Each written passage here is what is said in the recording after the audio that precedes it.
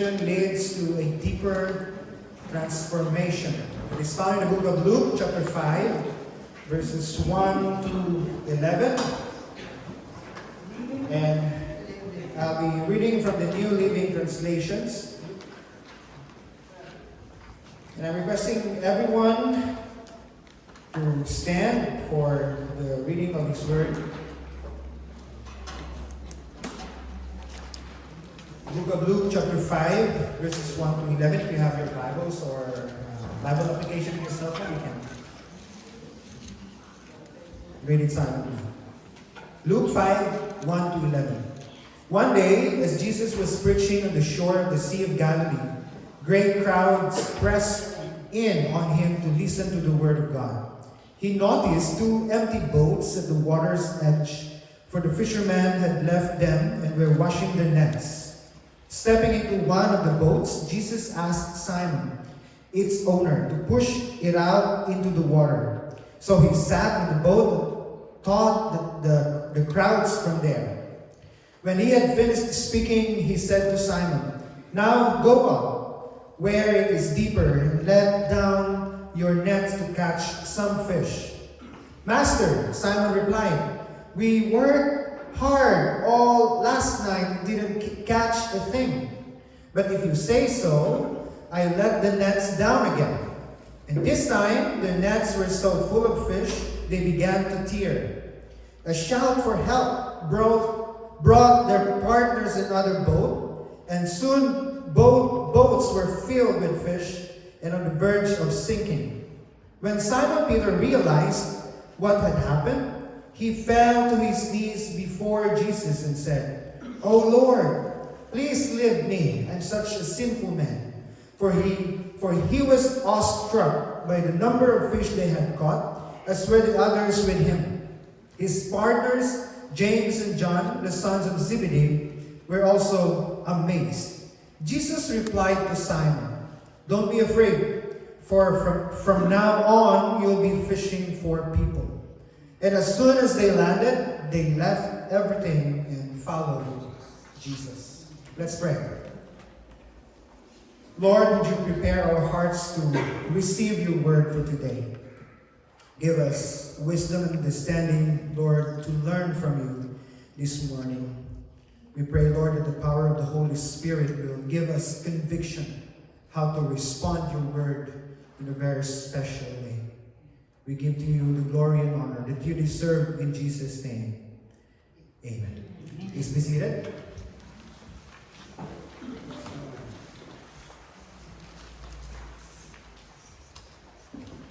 I believe that in our Christian journey, we are not called to only receive the gift of salvation in Christ Jesus.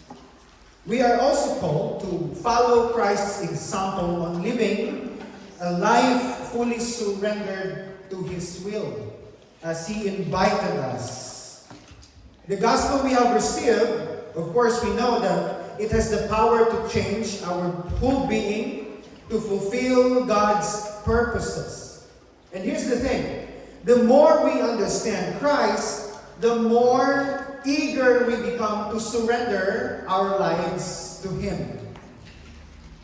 Genuine transformation, I believe, after that we understood who Jesus is, and the more we become eager to surrender our lives to Him, then genuine transformation will slowly take place. But most transformations actually don't happen overnight. To some, it took them how many years to being transformed into Christian life. There are so many struggles that we need to face because we wrestle against our flesh, right? Our flesh and the Holy Spirit are wrestling every day. We really need to make a decision and allow the Holy Spirit to teach and guide us in our obedience to Christ. And that is why The moment that we allow Christ to step in, transformation begins. Amen? The moment that we allow Jesus Christ to step in, transformation begins. Please take note that transformation is unique to all of us. And we have different encounters with Jesus. And I'd like to encourage everyone that we do not compare our spiritual transformation to others. Because some of us are slowly and some of us are fast. And we have different levels of spiritual progress. That is why we need to consider others, right? We need to consider others in the transformation in Jesus Christ. So our text in the book of Luke, chapter 5. Welcome everyone. Good morning. Please find your seats. Good morning.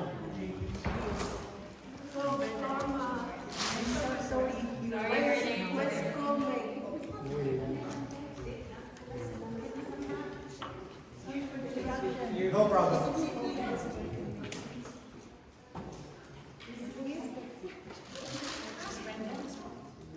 Sorry for the interruption. It's okay.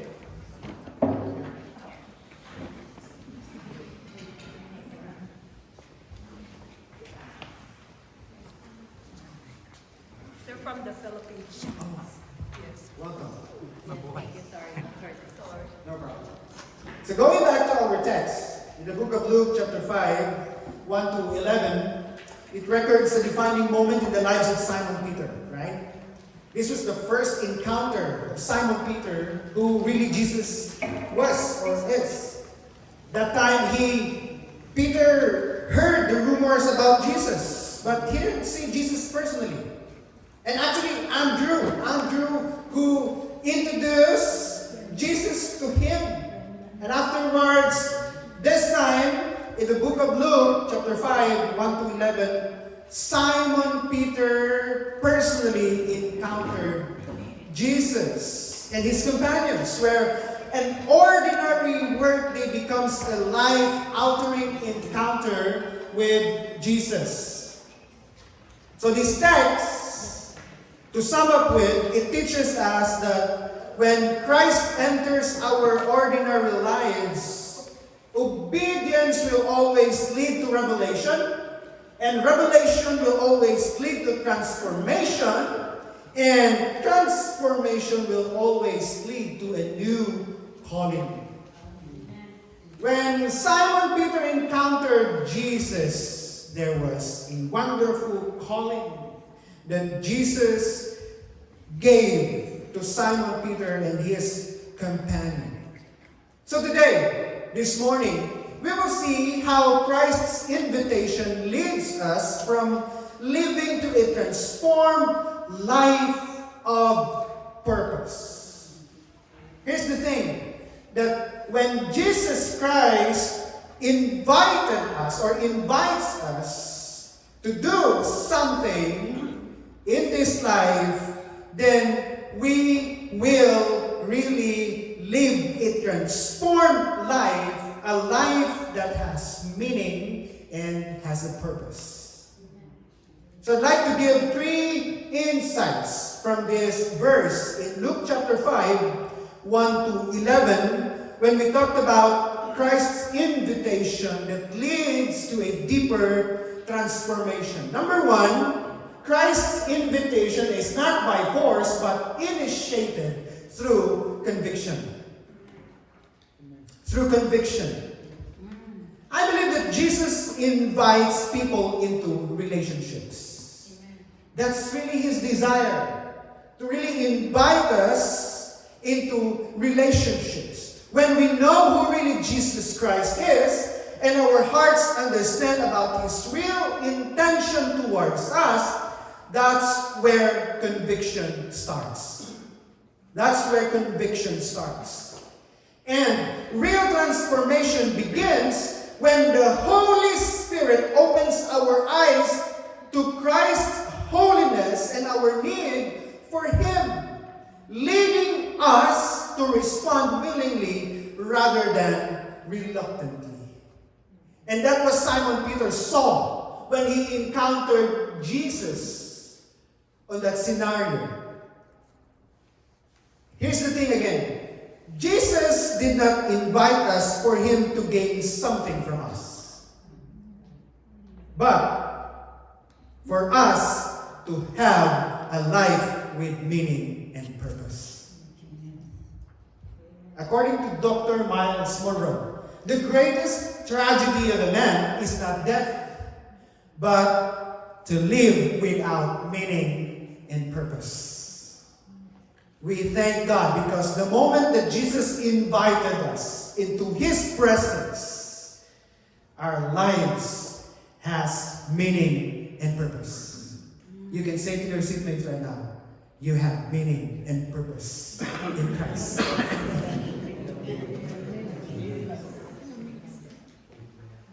Jesus wanted or invited us into a meaningful and purposeful life as we continue on in this journey. And of course, in Revelation 3:20, behold, Jesus said, I stand at the door and knock. If anyone hears my voice and opens the door, I will come into him and eat with him and he with me. We always use that verse the moment that we invite people to come to the presence of Jesus. The moment that we wanted our friends, maybe our families to be invited into relationship with Jesus. We use that verse. That Jesus is inviting each one of us personally, that He is standing at the door and knock. If anyone hears the voice of Jesus and opens the door, He will come in and He will be with us. Imagine a parent calling their child to eat dinner. They don't drag the child. When we talked about Jesus' invitation, it's not by force. Instead, the parents prepare a delicious meal and calling the child's name and show the food in the table, right? And the child comes because they are drawn by desire, not being forced. Trust and conviction that this is good for them. This is, I believe, that the moment that Jesus Christ invited us, this is really good for us. Not to harm us, but to give us a life full of meaning and purpose. That's the desire of Jesus. So, similarly, Christ doesn't force us to follow Him. If you notice the verse, right? When Jesus said, come and follow me, He didn't use a gun. He didn't use something that will force Simon Peter to follow Jesus and his companions. But Jesus said, come, follow me. That was the invitation of Jesus directly to Simon Peter and his companion. Meaning, Jesus invites us through His love, through the evidence of His life, and through the Holy Spirit stirring our hearts. Just like the child responds to the gentle invitation, we respond to Jesus when conviction moves our hearts. Not when we are coerced. So, meaning, brethren, Christianity is not by force. Yes. It is through conviction by the Holy Spirit.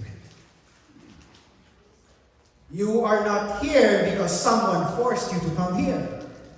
It's because the conviction of the Holy Spirit. You became a Christian because someone forced you to become a Christian. No. You became a Christian because that's the conviction, the invitation of Jesus Christ in your life. So meaning, true transformation begins when we freely respond to Christ's loving invitation. And remember, it's not by force. In other words, the time that we invite people to Christ, don't force them. Allow your life to speak through them and pray that the Holy Spirit will give conviction into their hearts.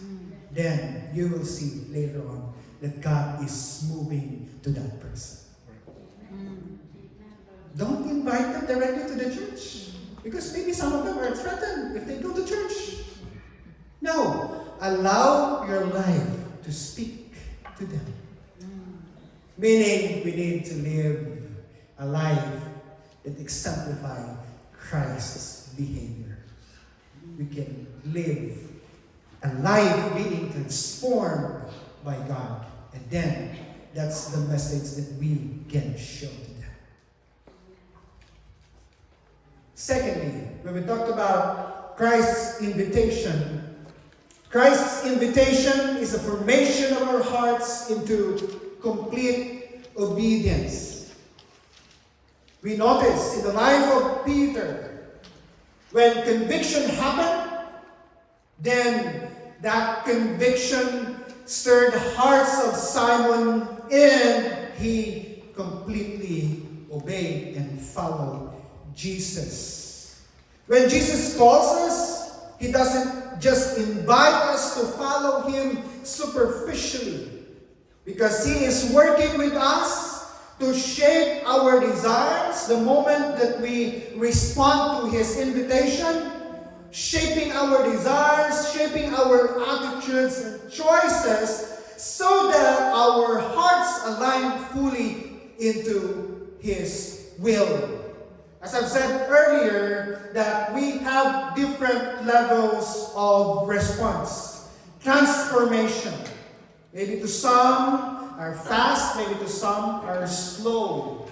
But in that moment, God is steering our hearts so that we can completely obey the will of God. Obedience is not merely following rules. It is a heart transformation where we respond to Christ out of love, out of trust, out of conviction. And just Simon Peter left everything behind to follow Jesus. Our obedience, brethren, begins when we surrender our lives to the Lord and grow as Christ molds our hearts to reflect his character and his purpose. So this is the invitation of Jesus Christ, not just to follow him, but to completely obey him. Completely obey him. So Christ's calling is not just about doing, actually. It's not about going to church. It's not about doing ministries, but it's about becoming of who we are. Becoming the kind of person who naturally obeys because the heart is shaped by the presence of God. By the presence of Jesus Christ. Imagine a potter doesn't force the clay into a finished shape all at once, right? He gently kneads, presses, and molds it.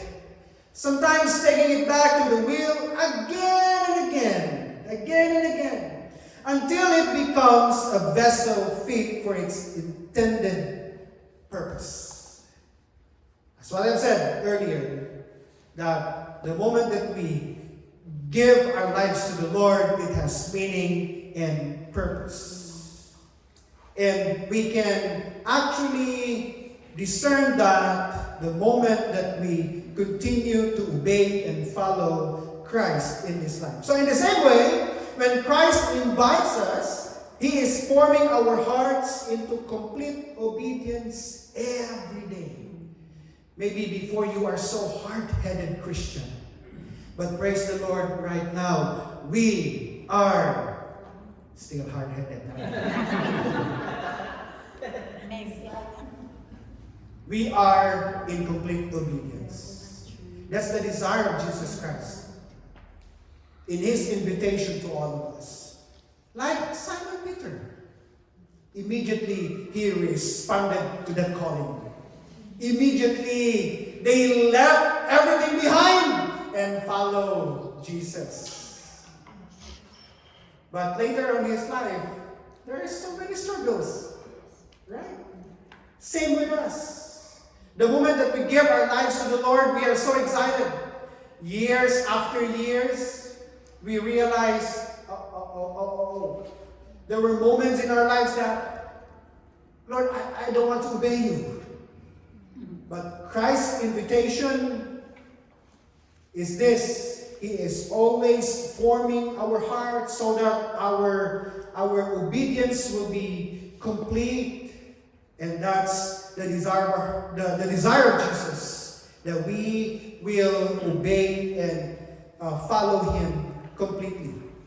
He patiently works in our desires, thoughts, and actions, shaping us so that our lives reflect His will. Brethren, obedience is not an instant. We have to decide. We have to decide. It is the result of a heart being molded by Christ. So meaning, let us allow Jesus Christ to mold our hearts every day so that we can completely obey Him and follow His will. Just as the clay yields to the hands of the potter, we yield to Christ's shaping when we respond to His invitation with trust and surrender. According to John Stott, obedience is the fruit of a life being continually transformed by God's grace. That's the desire of God in our hearts. And also, I like this verse, Philippians 2:12 to 13. Therefore, my dear friends, as you have always obeyed, not only in my presence, but now much more in my absence, continue to work out your salvation with fear and trembling, for it is God who works in you to will and to act in order to fulfill His good purpose. This verse, brethren, shows that obedience is a process. Obedience is a process. When Paul said, work out your salvation. But it is not only by our effort alone.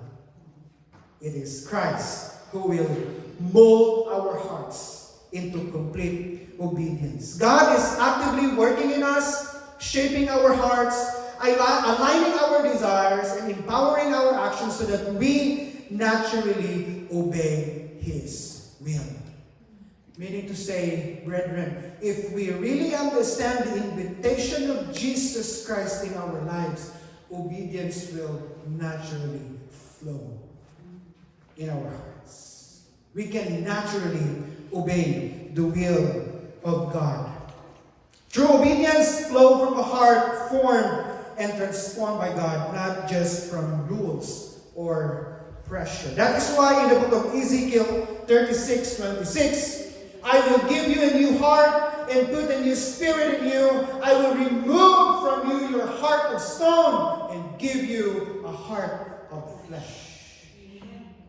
This is familiar song in the Philippines. Pusong Bato.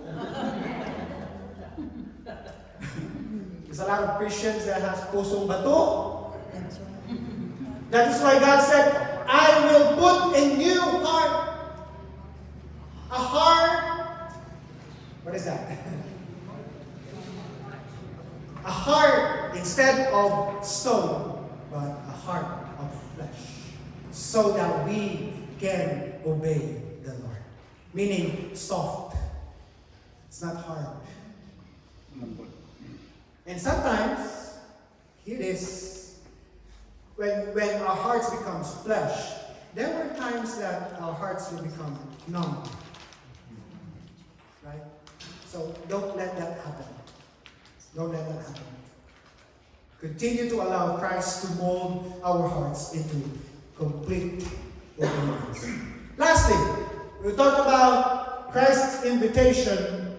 Another insight from this verse, Christ's invitation is faithfulness over demands.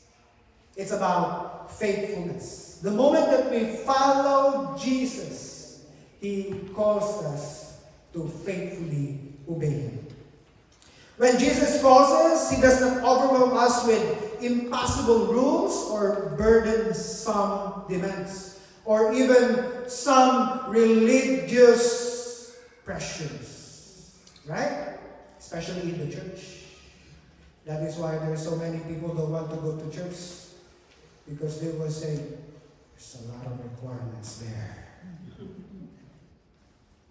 His invitation is not about legalism or pressure.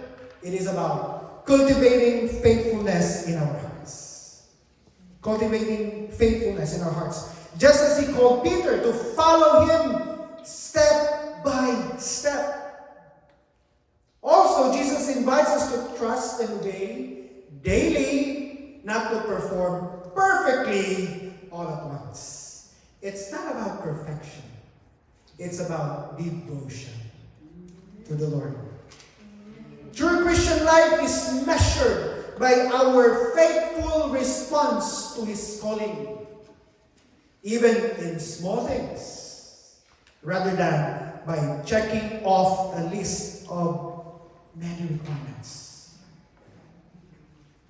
Some churches would say, if you do this, if you do that, if you can finish these requirements, then you can be a faithful follower of Jesus. No. We can faithfully obey Christ. We can faithfully obey the invitation of Christ out of our love for Him, not by any pressure.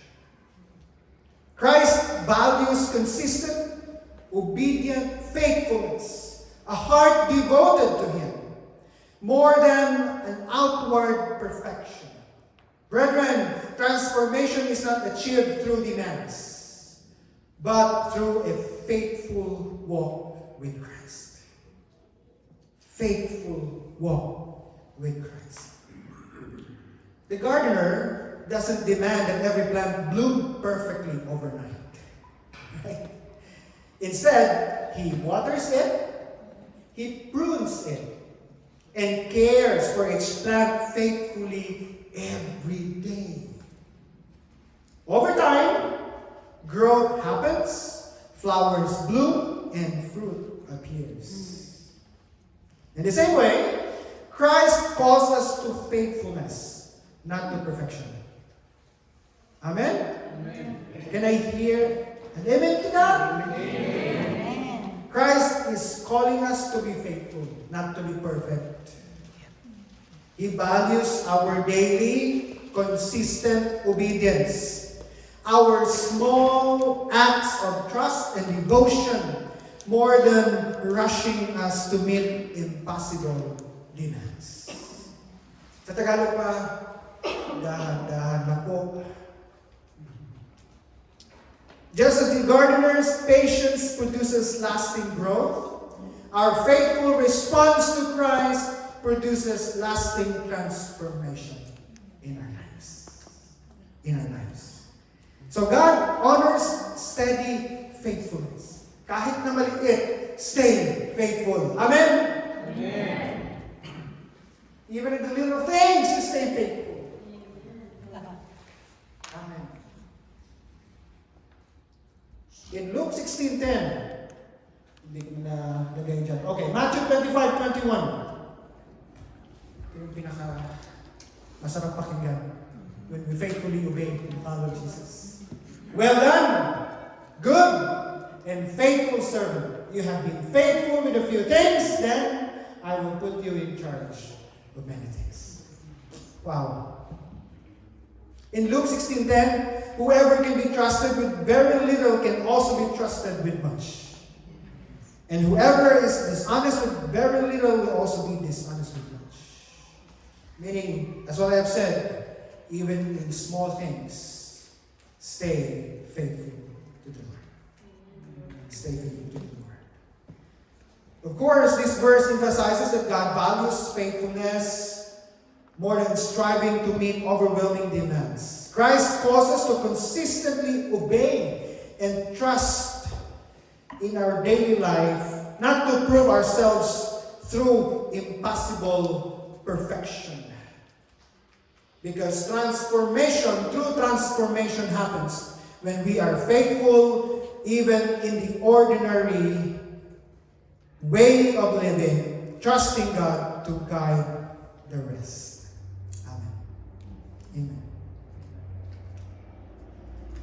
According to John MacArthur, God is not impressed with our ability to do much. This is a kind of rebuke, right? But He is pleased with our faithfulness, even in the little things. That is why stay faithful. Please say this to your seatmate. Stay faithful. Amen. Stay faithful. Not just being a Christian, but also being a husband, being a wife, being a parent, right? Stay faithful. Even in the ministry of the church, kahit maliit na yung ginagawa natin, stay faithful. It honors the Lord. It honors the Lord. Hallelujah. Again, I'd like to say this. We are called not just to follow Christ, or we are called not to follow Christ perfectly, but faithfully. Again, we are called not to follow Christ perfectly, but faithfully. So I'd like to give some applications before we end. One, we need to respond willingly, not out of guilt or pressure, but because we recognize the value of following Christ. To sum up these insights, brethren, as we are invited by Christ, we need to respond willingly, not by our guilt or any pressure, but because we recognize the value of following Christ. Second, allow Jesus to work in your heart daily through prayer, reading the Word, and fellowship, so obedience becomes a natural response, not just a duty. And lastly, don't be discouraged by what you cannot do perfectly. Amen? God honors faithful steps, no matter how small it is. Again, to end this, Christ does not force us, but invites us. He shapes our hearts for obedience and calls us to faithfulness in every step, as the Lord will continually transform our hearts through His invitation. Good morning, everyone. May the Lord bless each one of us.